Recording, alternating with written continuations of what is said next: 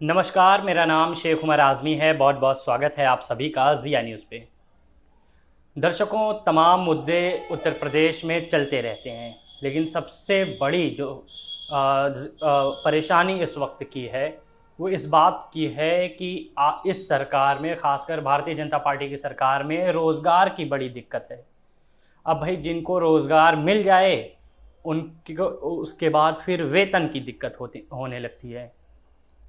आज हमारे साथ आधुनिक मदरसा शिक्षकों की परेशानियों पर चर्चा करने के लिए, हमारे साथ बातचीत करने के लिए मौजूद हैं पंकज मिश्रा जी। पंकज मिश्रा जी, बहुत बहुत स्वागत है आपका हमारे चैनल पर। सबसे पहले मिश्रा जी, आप मुझे ऐसे ये बताएं कि ये आधुनिक मदरसा शिक्षकों की परेशानियों के बारे में क्या है, ये कैसी परेशानियां हैं? सर, मदरसा आधुनिक शिक्षक लगभग 6.5 सालों से उनका वेतन नहीं मिल पा रहा है। सबसे बड़ी समस्या उनकी यही है कि जो 6.5 7 साल से लगभग उनको उनका जो मानदेय है वो नहीं मिल पा रहा है। और सर, 2021 के बाद से ये मदरसा अभी रिन्यूअल भी नहीं हुआ है, जबकि इसको रिन्यूअल हो जाना चाहिए था। और जितने हमारे काफ़ी साथी ऐसे हैं कि जो इलाज के अभाव में अपना दम तोड़ चुके हैं।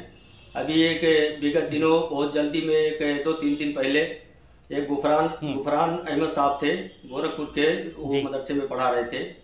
वो बेचारे इलाज के अभाव में, उनके पास पैसा नहीं था, वो इलाज नहीं करवा पाए और वो इस दुनिया से चले गए। हम लोगों को काफ़ी क्षति हुई है, काफ़ी नुकसान हुआ है। हमारे ऐसे कई साथी हैं जो पैसे के अभाव में अपना दम तोड़ रहे हैं इस समय। और सरकार मिश्रा जी, सबसे पहले अगर बात किया जाए, जैसे मानदेय नहीं मिल रहा है, ये सबसे बड़ी परेशानी जी। है। मानदेय नहीं मिल रहा है, या सैलरी नहीं दी जा रही है, पैसे नहीं दिए जा रहे हैं, या फंड नहीं दिया जा रहा है। ऐसे में सबसे पहले अगर हम बात करते हैं तो आपसे ये चर्चा करते हैं, आप मदरसा में क्या कर रहे हैं, क्या पढ़ा रहे हैं? चूँकि आपका नाम पंकज मिश्रा है, क्या कर रहे हैं आप? जी, मदरसा आधुनिकरण शिक्षक के तहत हमारी नियुक्ति हुई है और सर हम 2014 से इस मदरसे में पढ़ा रहे हैं। और हमारे यहाँ का जो मदरसा है वो सर हिंदू मुस्लिम एकता की मिसाल है। लोग मिसाल देते हैं कि एक मदरसा में पंकज कुमार मिश्रा पढ़ा रहे हैं, उस मदरसे को हिंदू मुस्लिम एकता के रूप में देखा जा रहा है। और हमारे क्षेत्र में ऐसा माहौल बना हुआ है कि यहाँ पर हिंदू और मुसलमान सब एक साथ में मिल करके रहते हैं। और हम लोग बिना किसी भेदभाव के एक दूसरे से मिलते जुलते हैं और पढ़ाते लिखाते हैं, सब कुछ साथ में किया जाता है। जी मिश्रा जी, सबसे पहले तो मैं ये जानना चाहूँगा, आप मदरसे में पढ़ाते हैं तो इस पे आपके अपने या परिवार वाले या समाज वालों का जो प्रेशर है कि भाई एक हिंदू होकर मदरसे में पढ़ा रहा है, क्या कैसे झेलते हैं? सर, हमारे परिवार में हमको फुल सपोर्ट मिल रहा है कि मदरसे में आप पढ़ा रहे हैं, कोई दिक्कत नहीं है। लेकिन कुछ लोगों को अच्छा नहीं लग रहा है। जैसे कुछ लोगों में कौन? जैसे जो बीजेपी मानसिकता वाले लोग हैं, वो बहुत खुशी मना रहे हैं कि अच्छा हुआ कि ये मदरसे में पढ़ा रहे हैं, इनको सैलरी सरकार नहीं दे रही है। जी। वो लोग अलग अपना राग अलाप रहे हैं, लेकिन उससे मुझे कोई फर्क नहीं पड़ने वाला है, क्योंकि हमारा परिवार हमारे साथ है। हमारा परिवार पूरा सपोर्ट कर रहा है, हमारे यहाँ के समाज सभी सपोर्ट कर रहे हैं। जो राजनीतिक लोग हैं वो, उनको बुरा लग रहा है, क्योंकि वो हमेशा मदरसे के खिलाफ रहते हैं, तो उनको तो बुरा लगेगा ही। लेकिन मिश्रा जी, ये भी तो सोचने वाली बात है कि आप जैसे मदरसे में पढ़ाते हैं और एक बात सामने निकल के आती है कहीं ना कहीं सियासती गलियारों से कि मदरसों में आतंकवादी पढ़ाए जाते हैं। आप भारतीय हिंदू हैं, आप मदरसा में शिक्षक के रूप में काम करते हैं। आप मुझे बताइए, आपने कितने आतंकवादी देखे मदरसों में, क्या हुआ? सर, जहाँ तक आतंकवादियों की बात है, मैं आपको स्पष्ट क्लियर कर देता हूँ कि जो प्राइमरी स्तर पे बच्चे पढ़ते हैं, क्या वो आतंकवादी बनने के योग्य रहते हैं? किस प्रकार कह रहे हैं सर? वो कैसे आतंकवादी बन सकते हैं जब उनको छोटा बड़ा ABCD और अलिफ बे हम लोग पढ़ाते हैं, सिखाते हैं, तो वो आतंकवादी कैसे बन सकते हैं? क्योंकि उनको सही से अपना कपड़ा पहनना नहीं आता है, तो वो आतंकवादी कैसे बन सकते हैं? रही बात मदरसे में आतंकवादी पढ़ते हैं, ये जो सियासी गलियारों से आवाज उठ रही है, ये सब एक जुमला है। अगर कहीं पे है तो जा करके सरकार उसको ढूंढे, उसके खिलाफ कार्रवाई करे। हम लोग उसका विरोध नहीं कर रहे हैं। लेकिन तो मैं ज़रा मिश्रा जी, सबसे पहले तो मैं अब इस बात पे चर्चा करता हूं कि आपने सरकार से कितनी आवाज़ें लगाई अपने कि हमें कुछ मानदेय दिया जाए, हमारा परिवार अब चलने के काबिल नहीं रह गया? कितनी जी, आवाज़ लगाई सरकार से आपने? मैंने बहुत आवाज़ लगाई और हमारे पूरे संगठन के लोग अभी भी प्रयास कर रहे हैं। ऐसे कोई उच्च पद पर बैठने वाले मंत्री जो सरकार में है, संभवतः कोई बचा होगा जिससे हम लोग अपनी पीड़ा न बताए हों। माननीय अच्छा। स्मृति ईरानी जी, दानिश आजाद अंसारी साहब से और जगदम्बिका पाल जी से हम लोगों मिल करके उनसे कहा गया, और श्रावस्ती के हमारे माननीय सांसद जी जो वर्तमान में है राम शिरोमण वर्मा जी, इन्होंने लोकसभा में बजट सत्र के दौरान आवाज़ भी उठाई थी। और अच्छा। संजय सिंह ने भी आवाज़ उठाई थी, जो आप पार्टी के सांसद हैं, उन्होंने भी आवाज़ उठाई थी मदरसा शिक्षकों के बारे में। सपा के कमाल अहमद साहब है, उत्तर प्रदेश के सदस्य कमेटी में हैं, उन्होंने भी आवाज़ उठाई है, उनसे हमारी फ़ोन पे वार्ता भी हुई है, उन्होंने मुख्यमंत्री साहब को पत्र भी लिखा है। मतलब विपक्ष का साथ मिल रहा है, लेकिन बस जो सरकार में है वही सहारा नहीं बन रहे। सरकार बिल्कुल हम लोगों को नज़रअंदाज कर रही है, और हम लोगों का परिवार इस कदर पीड़ित है इस समय कि हम लोगों के जीविकोपार्जन के लाले पड़े हुए हैं। हम लोग किस तरह से अपना जीवन यापन कर रहे हैं हम जानते हैं, या हमारा परिवार जानता है, लेकिन सरकार अंधी हो गई है, बिल्कुल नहीं सुन रही है मदरसा शिक्षकों के बारे में। जहाँ तक हमने सुना है मिश्रा जी, जो सरकार के ज़बान बोलने वाले नेता हैं, जिन्हें हम सरकार के लोग कहते हैं, वो तो कह रहे हैं कि हम किसी एक समुदाय को फंड नहीं दे सकते। क्या कहेंगे इस पर, या कैसे देखते हैं आप इसको? बिल्कुल कहा है, स्मृति ईरानी जी ने कहा है, और हमारे संगठन के नेता भी थे और कुछ शिक्षक साथी भी साथ में थे, और अमेठी में जा करके बाकायदा मंच पर उन्होंने ये बोल दिया कि विशेष व्यक्ति के लिए या विशेष जाति समूह के लिए, खासकर उनका इशारा मदरसा शिक्षकों पर था कि एक विशेष जात के लिए हम कोई फंड जारी नहीं करेंगे।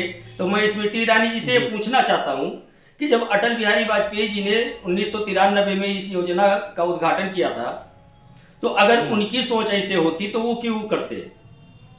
और हम लोगों को बड़ी आशा थी कि बीजेपी की सरकार बनी है तो माननीय अटल बिहारी वाजपेयी जी, जो आज इस समय नहीं है इस दुनिया में, उन्होंने इस स्कीम को चालू किया है, तो माननीय नरेंद्र मोदी जी इस स्कीम को आगे बढ़ाएंगे और हम लोगों का भला करेंगे। लेकिन आज ये स्थिति हो गई है कि मदरसे के नाम से बीजेपी को चिढ़ पैदा हो जाती है। आपने प्रधानमंत्री मोदी जी का नाम लिया, तो मुझे 2018 में उनके एक बयान 2018 में दिए गए एक बयान मेरे सामने आ रहा है सर। उन्होंने कहा कि एक हाथ में कुरान होगा और एक हाथ में कंप्यूटर होगा। जी, आपने सुना था ये बयान प्रधानमंत्री? हम लोगों के पास उसका वीडियो भी है, हम लोग रखे हुए हैं। हाँ। जब कोई पूछता है कि मोदी जी ने कब कहा था, तो उस वीडियो को हम लोग दिखा करके उनके मुंह पर तमाचा मारते हैं कि देख लीजिए ये वीडियो है, मोदी जी ने आप स्वयं कहा था। और मोदी जी ने एक नारा भी दिया था कि सबका साथ, सबका विकास, सबका विश्वास। तो अब मोदी जी से ये पूछना चाहते हैं, क्या मदरसा आधुनिक शिक्षक जो हैं वो सब समाज में नहीं रहते हैं? बिल्कुल। या उनका साथ नहीं चाहिए कि हम लोग उनके साथ में नहीं रहे? ये नरेंद्र मोदी जी खुद जानते हैं कि हम लोग उनके साथ में नहीं हैं। हम ये मोदी जी से पूछना चाहते हैं कि आपने ऐसा नारा दिया और ये भी कहा कि एक हाथ में कुरान एक हाथ में कंप्यूटर होगा, तो आप ये बताइए कोई भूखे पेट कब तक करेगा? बिल्कुल। 6.5 साल से हम लोग किस तरह से संघर्ष कर रहे हैं अपने जीवन को बचाने के लिए। अब तो ये दिख रहा है कि हम लोग सुसाइड कर लें या क्या करें, कुछ समझ में नहीं आ रहा है। हम लोगों की स्थिति इतनी खराब होती जा रही है कि बीवी बच्चों का खर्चा उठाना हम लोगों के लिए बहुत मुश्किल हो रहा है इस समय। हम लोग पिताजी के ऊपर निर्भर हैं, बताइए। अच्छा, अब पिताजी के ऊपर निर्भर? बिल्कुल, पिताजी के खेती पर निर्भर है। पिताजी हमारे एक किसान हैं और उन्हीं की खेती में हम लोग हाथ बटाते हैं, उसी में किसी तरह से खाने भर का होता है हम लोगों का। मिश्रा जी, एक बात सामने आ रही थी मदरसा शिक्षकों के द्वारा कि कहीं धर्म परिवर्तन की भी परेशानियां सामने आ रही थी कि अगर सॉल्यूशन नहीं मिला तो धर्म परिवर्तन वगैरह, कुछ ऐसा भी था? जी, बहुत सारे शिक्षक हमारे थे जो हिंदू कम्युनिटी के हैं। वो लोग अभी भी अपने मुद्दे पर कायम हैं, अपनी मांग वो अड़े हुए हैं कि अगर उनकी मांग पूरी नहीं होती है तो सामूहिक रूप से धर्म परिवर्तन करने के लिए बाध्य हो जाएंगे या फिर आत्मदाह करेंगे। ये माननीय प्रधानमंत्री नरेंद्र मोदी जी से और माननीय स्मृति ईरानी जी से मांग किया था। मदरसा आधुनिक शिक्षक जो हिंदू समुदाय के हैं, इन्होंने सामूहिक रूप से मांग किया था। लेकिन उसमें हुआ क्या, प्रज्ञा जी से हमारी एक डिबेट हुई इसके ऊपर, और हमारे ऊपर शासन प्रशासन का दबाव डाला गया और हमको काफ़ी डिस्टर्ब किया गया। हम लगभग 15 दिन से झेल रहे थे। हमको काफ़ी पीड़ित किया गया है इसमें, और मुझसे लिखित जवाब भी मांगा गया और मैंने जवाब भी दिया है इसके बारे में जी।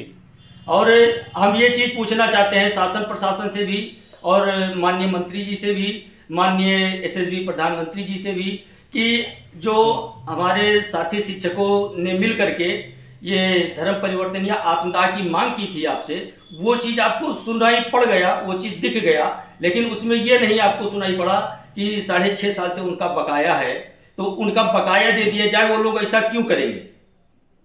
अगर उनका बकाया मिल जाता है, उनका जीविकोपार्जन शुरू हो जाता है, तो कोई चाहता है कि हम दूसरे धर्म पे चले जाएं या अपनी आत्महत्या कर ले या अपना जीवन समाप्त कर ले? कोई नहीं चाहता है।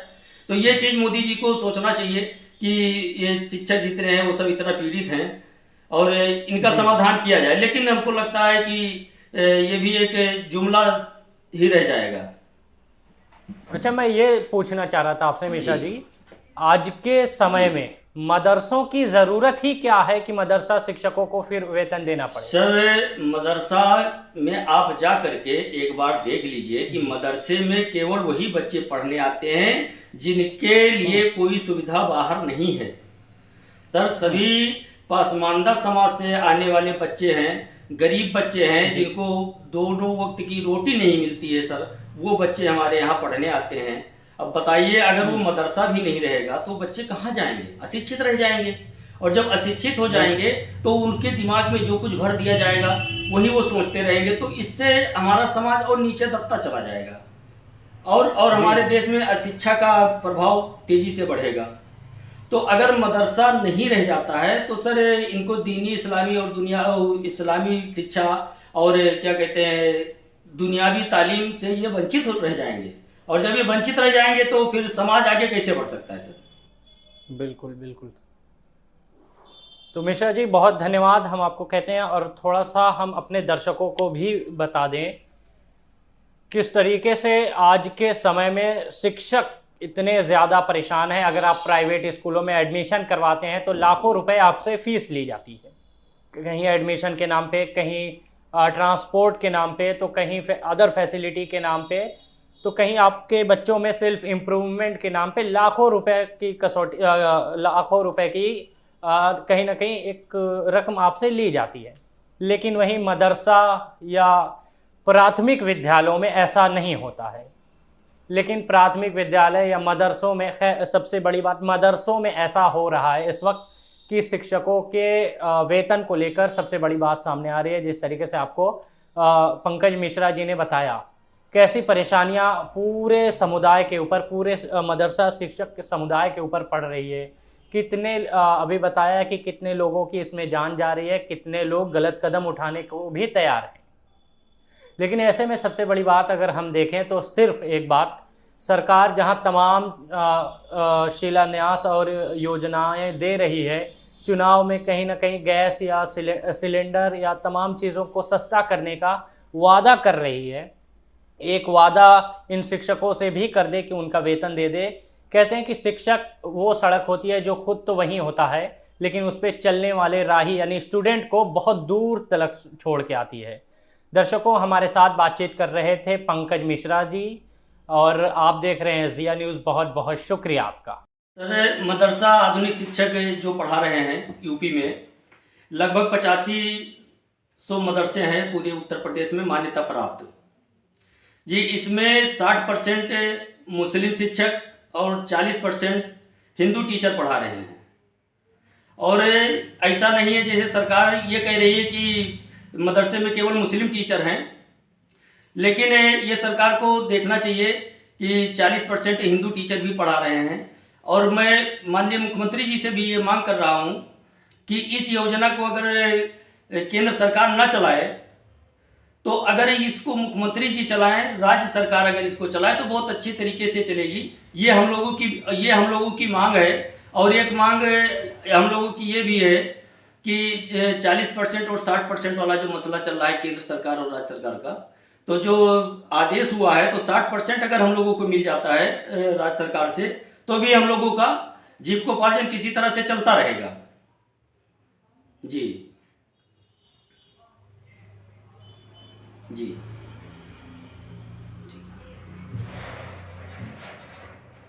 जी तुरंत कर रहे हैं। जी जी सर, जी जी सर, जी सर।